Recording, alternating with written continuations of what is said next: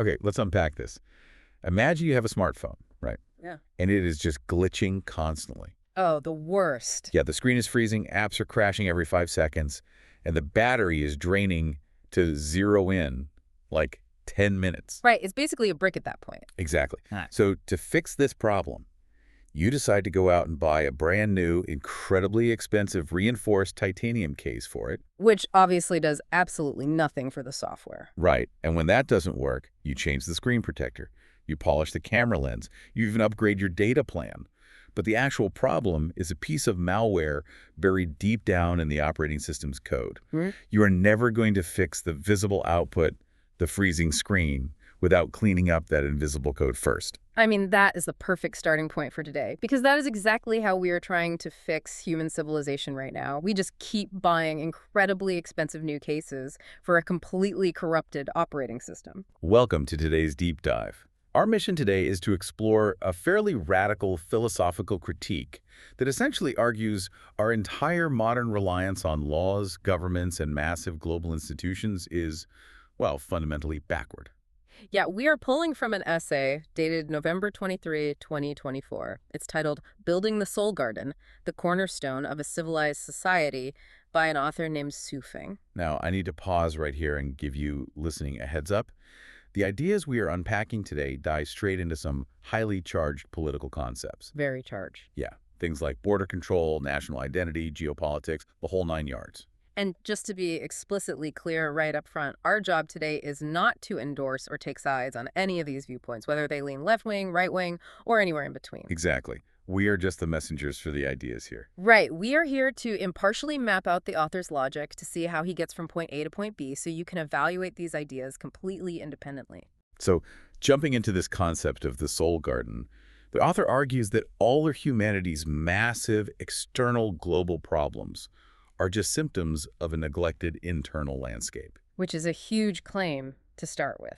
It really is. Basically, every person's consciousness is this garden, and the state of it dictates literally everything we see out there in the physical world. And the author establishes this as the baseline mechanic of reality. Like, before he even attempts to critique global society or borders, he asks us to look at the mechanics of the individual mind. Right. He is arguing that unseen factors, our internal consciousness, dictate the nature of all visible phenomena. And he is very specific about what constitutes the weeds and poisons in this garden. Yeah, we aren't just talking about a vague sense of being a bit grumpy or having a bad day. Right? No, not at all. The weeds are defined in the text as the worship of money and power, an inflated sense of superiority, constant comparison with others, envy, hatred, and greed. So if we go back to that smartphone analogy, those specific weeds are the malware. Precisely.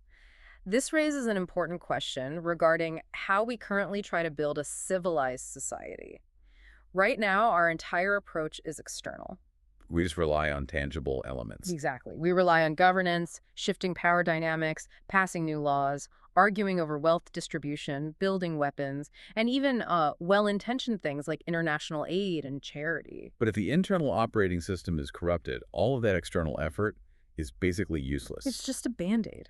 Yeah, if your internal garden is overrun with a worship of money and power, all the charity or governance in the world is just a fancy titanium case on a device riddled of malware. You just can't fix internal toxicity with an external structure. Because human actions are driven by consciousness.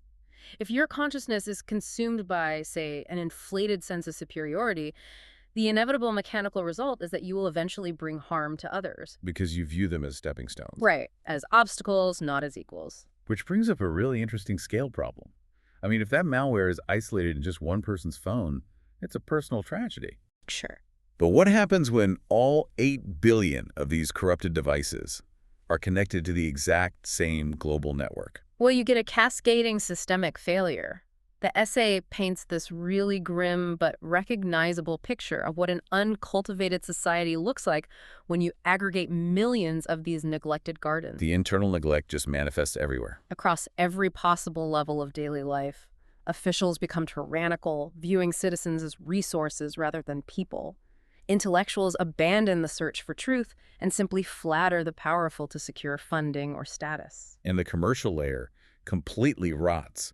Merchants start selling fake goods. Oh, absolutely. Corporations resort to outright fraud, producing adulterated or harmful products because that worship of money weed has just completely choked out any sense of public responsibility. And it bleeds all the way down to ordinary interactions, too. People resort to scheming, deceiving one another, and vices like gambling, extortion, and theft just become the norm. But is this just human nature, or is it a specific symptom of our modern systems? Well, I want to highlight something crucial here. The author isn't making a moral judgment as much as an economic and structural one. Without the intentional cultivation of our consciousness, the weeds naturally take over, and the friction of running a society skyrockets. The friction, I love that term. Think about how much of our global GDP is dedicated purely to managing mistrust. Oh, wow. That's an incredible way to look at it. The sheer friction of existence. Like if you are running a company, you are not just building a product anymore. No, you spend half your time managing interpersonal conflict. Right. You're managing ecos, installing security cameras, drafting ironclad contracts with armies of lawyers, and just worrying about betrayal. The text asks, if everyone's soul garden were beautiful, would we still waste time and energy on these things? And the text says no. All of those things, the lawyers, the contracts, the security guards, the passwords we have to memorize, are just taxes we pay because our collective soul garden is full of weeds. It's exhausting. Yeah, it is. The author points out that even intimate relationships, familial or romantic, get reduced to tools for personal gain. Every single human interaction becomes a high-friction battleground. So the powerful live in fear of kidnapping, or are their families being annihilated? Exactly. And ordinary people, stripped of trust, just devolve into defensive, reactive mobs. The central why here is that without a purified soul garden, peace is mechanically impossible. Okay, I do have to push back on one claim the author makes here because it sounds completely wild. Let's hear it. The essay actually claims that this collective internal chaos disrupts the natural cycles of the seasons, like that human consciousness literally bleeds into the environmental harmony of the planet, altering the weather. Yeah, the weather disruption. I mean, is he speaking metaphorically, or is this some kind of magical thinking? Well, in a strictly Western materialist framework, sure, it sounds absurd. But the metaphysical logic the author is employing treats consciousness as a literal, tangible force. Okay, so like an actual energy field. Exactly. The idea is that collective human thought generates this energetic field. If 8 billion people are projecting fear, greed, and high-friction chaos, that energy directly interacts with the natural systems of the planet. Wow. It's actually quite an ancient philosophical concept. The microcosm of the human mind is entangled with the macrocosm of nature. If the mind is polluted, the environment physically reflects that pollution. So the chaos of a hurricane is just the macro version of the chaos in our minds. In this framework, yes. That is quite the leap. But I suppose it certainly fits his thesis that the internal dictates the external. And since human interactions have become these high-friction, chaotic battlegrounds, society naturally tries to regulate them. Which brings us to the author's massive indictment of the external structures we've built to maintain order. Right. He fundamentally dismantles our reliance on external institutions, things like nations, religions, and laws. Let's start with nations. The text argues they only bring war, plunder, and the creation of hard borders. The author specifically critiques the concept of America First policies. And again, keeping our strictly impartial reporting hat on here. Always. The logic the essay presents is that when a nation explicitly prioritizes its own interests above all others, the inevitable result is ruthless competition. Because it operates from a mindset of scarcity and superiority. Right, those exact weeds we discussed earlier. The author argues this leads to unending conflict where the strong dominate through force and the weak just live in fear.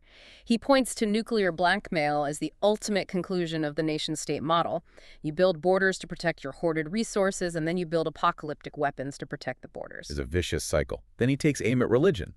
Now, conventionally, religion is supposed to be the thing that fixes the soul.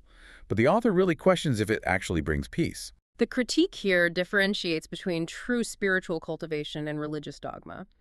He argues that dogma numbs the soul. Rigid, institutionalized beliefs close the mind. And a closed mind can't experience joy. Exactly. Religion, in this view, often acts as just another external set of rules, another behavioral cage, rather than a genuine clearing of the internal garden. Which flows right into his critique of the legal system. The text points out that we have millions of statutes covering every conceivable issue. We regulate everything. Yet, these laws haven't prevented war. They haven't reduced crime in any meaningful way, and they certainly haven't made people happy. If anything, the proliferation of laws is just proof of how deep the societal rot goes. So what does this all mean? It makes me think of another analogy. Relying on massive legal systems to fix human nature is like putting a Band-Aid on a broken bone. It gives you the illusion of treatment, but ignores the massive structural failure underneath. If we connect this to the bigger picture, Shueva is asking us to completely redefine our understanding of what a law actually is. According to his philosophy, a true law is not a restriction. It is not a penalty for bad behavior. A true law is only an approach, a pathway, or a measure that allows people to live happily, freely, and joyfully. Wait, I'm trying to wrap my head around this. If a law doesn't restrict bad behavior, what is it? I mean, are murder laws bad? It's about the state of existence. Think about the laws of physics. Gravity and thermodynamics don't punish you. They just govern the reality of how things naturally work. Right, they just are. Yes. A true human law, in his view, should just be a framework for joy. If a society needs a law telling people not to murder each other, that society has already fundamentally failed. Because the weed is already grown. Exactly. The existence of the restrictive law is proof that the soul garden is full of weeds. He states that anything that hinders freedom, anything that prevents joy, cannot be called a true law. It's just a shackle managing the symptoms of a diseased culture. That is a staggering paradigm shift. To view our entire legal apparatus not as an achievement of civilization, but as an admission of absolute failure. It's a tough pill to swallow. And to prove just how radically we need to rethink this concept of laws and nations, the author takes this philosophy and applies it to arguably the most contentious issue of our time. Here's where it gets really interesting. The ultimate test case. Yes, immigration. He dives straight into a provocative take on illegal immigration. He asks a really blunt, practical question. If legal migration actually worked, why would anyone risk their life to do it illegally? Right. Who would leave their homeland, their family, their culture, if they could actually survive and thrive where they were? But you listening to this might be thinking, okay, that's a nice thought, but completely open borders seem chaotic. If we drop all borders tomorrow, my local economy collapses, right? The infrastructure couldn't handle it. How does the author justify just erasing the lines on the map? He justifies it by pulling the camera way, way back to a cosmic scale. He points out a historical, almost evolutionary fact initially. The Earth had absolutely no human inhabitants. Right. So technically, all humans are illegal immigrants to this planet, which is a wild thought. It is. He even floats the idea that humanity itself might be settlers from other planets or realms. But the core functional point is that no one is native to the universe's borders. Earth is just a small village in the vast cosmos. And dividing a small cosmic village into heavily armed factions is absurd. Exactly. To ground this cosmic idea, he unpacks the specific example of the United States. He notes that, aside from indigenous peoples, the U.S. is a stronghold built entirely by illegal immigrants. And this is where the cognitive dissonance of modern policy really gets called out. The text asks, if past illegal immigration made the U.S. strong and prosperous, why restrict it now? Right. You cannot celebrate the fruits of historical migration while criminalizing modern migration. The author actually suggests unrestricted migration. Just opening it all up. Yeah, allowing everyone to move to the U.S. if they want to, effectively turning the whole planet into a united America. Which, again, sounds like a logistical nightmare to the modern ear. It does sound like a nightmare. But what's fascinating here is how he frames this as an ultimate historical challenge. He asks the reader to look back through the entirety of human history. Has any place that strictly restricts outsiders ever managed to become truly civilized, prosperous, or strong in the long run? The answer is generally no. Empires that wall themselves off tend to stagnate and collapse. Exactly. He's arguing that isolation and restriction are fundamentally antithetical to a thriving society. Because, pulling it all back to the core premise, those borders are just physical manifestations of the weeds in our soul garden. So a border wall or passport control, they aren't just administrative solutions. No, in this philosophy, they are monuments to our internal spiritual failure.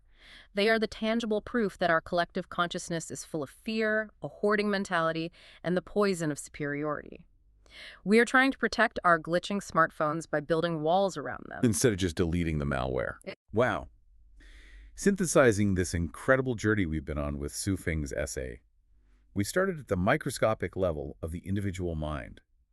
We looked at how envy, greed, and the desire for power act as this corrupted operating system. And we saw how those individual weeds aggregate into massive societal rot. Right. We followed that causality up the chain, from the corrupt official to the fraudulent corporation, culminating in a complete breakdown of trust. Where every interaction requires a contract or a security camera. And from there, we explored the argument that our attempts to fix this friction with external institutions, nations, religions, millions of restrictive laws are entirely futile. They're just firewalls trying to block a virus that is already inside the network. And the ultimate proof of this futility is the illusion of national borders. True civilization would require absolute freedom of movement within our cosmic village. So the author leaves us with a pretty heavy call to action, right? We must critically examine history, scrutinize reality, and openly question authority. Yes, we need to stop looking outward for structural fixes. True peace, and maybe even a harmonious climate, can only come from a collective purification of humanity's soul garden. Which brings me to a final thought for you, the listener. Something for you to chew on as you go about the rest of your day. Building on Shuifeng's premise, imagine just for a moment that it actually happens. Okay. If, miraculously, every single human being on Earth woke up tomorrow morning with a perfectly purified soul garden, completely free of greed, completely free of envy, and with absolutely no desire to wield power over anyone else, which massive multi-trillion-dollar global industry would be the very first to completely collapse before noon. Oh man, now that is a truly fascinating question to consider. Thank you for joining us on this deep dive. Keep questioning, keep exploring, and we will see you next time.